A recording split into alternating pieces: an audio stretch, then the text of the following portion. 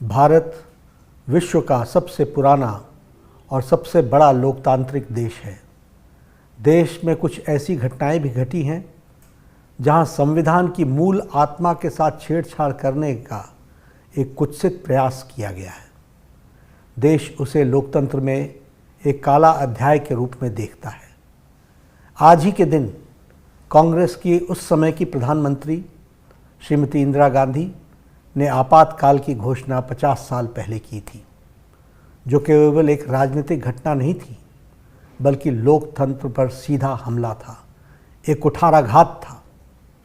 25 जून 1975 की आधी रात को तत्कालीन प्रधानमंत्री इंदिरा गांधी ने आंतरिक अशांति का बहाना बनाकर भारत पर आपातकाल थोप दिया था और देश के संविधान की हत्या कर दी थी। Shyam steel flexi strong TMT बार, ये स्ट्रॉन्ग के साथ फ्लेक्सिबल भी है। आपदा मुसीबत कोई भी आए, ये घर को अटूट बनाए। जब TMT फ्लेक्सी स्ट्रॉन्ग, तो घर रहे हमेशा के लिए स्ट्रॉन्ग।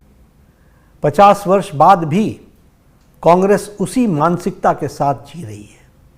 उसकी नीयत आज भी वैसी ही तानाशाही वाली है। 1975 में हाई कोर्ट ने इंदिरा गांधी को चुनाव में आचार संहिता के उल्लंघन का दोषी ठहराया था और उन्हें 6 वर्षों के लिए किसी भी निर्वाचित पद पर रहने से अयोग्य करार दिया था। रातों रात प्रेस की बिजली काटी गई, सारे विपक्ष को जेल में डाल दिया गया, झोंक दिया गया, प्रेस की आज़ादी छीन ली गई। अनुच्छेद 352 आर्टिकल 352 का दुरुपयोग कर लोकतंत्र को रौंदा गया। संसद और न्यायपालिका को अपंग बना दिया गया और 26 जून की सुबह देश पर कांग्रेस की तानाशाही सरकार ने आपातकाल थोप दिया। कांग्रेस की तानाशाही का विरोध केवल राजनीतिक नहीं था, यह भारत की आत्मा और संविधान की रक्षा का आंदोलन था, जिसमें राष्ट्रवादियों ने अपनी जान की बाजी लगा दी। जयप्रकाश नारायण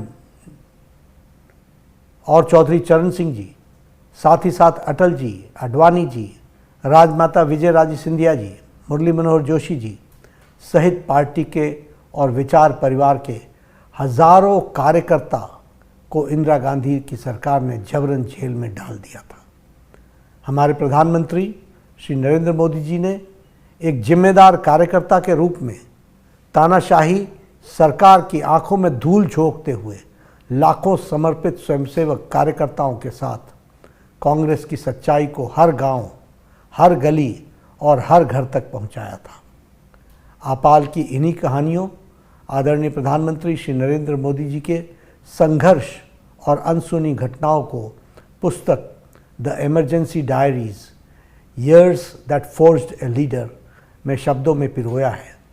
देश में संविधान की हत्या के 50 वर्ष में आपातकाल का दंश याद रखना और याद दिलाना दोनों जरूरी है, क्योंकि कांग्रेस आज भी उसी तानाशाही मानसिकता के साथ जी रही है।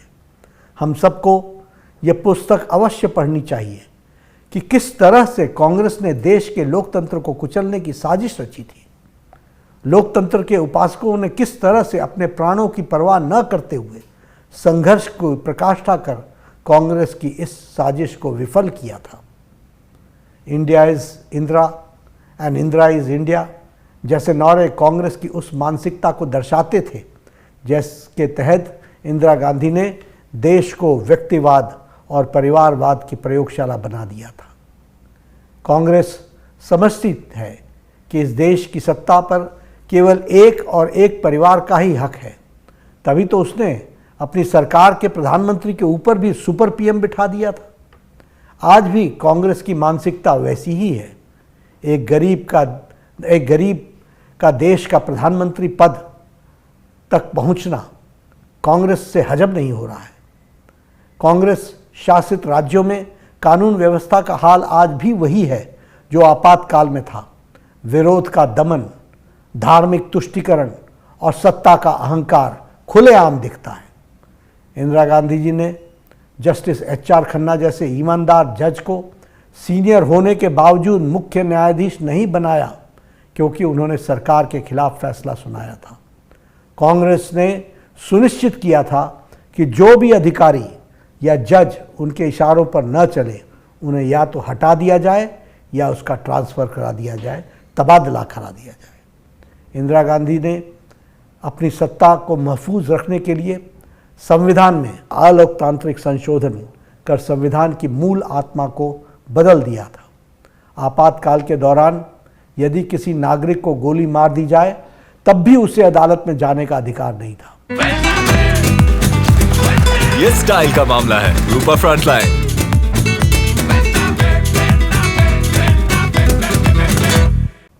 आज भी राहुल और कांग्रेस संविधान की झूठी दिहाई दे रहे हैं। आपातकाल के दौरान जेलों में बंद लोगों को अपने परिजनों के अंतिम क्रिया में शामिल होने तक की अनुमति नहीं दी गई।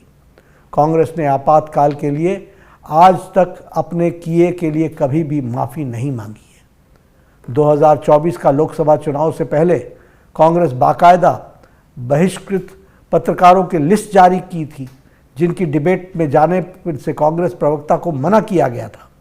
जहां एक ओर तो वो अपनी शासन में पत्रकारों पर मुकदमा करते हैं, वहीं दूसरी ओर विपक्ष में होने पर उनका बहिष्कार करते हैं।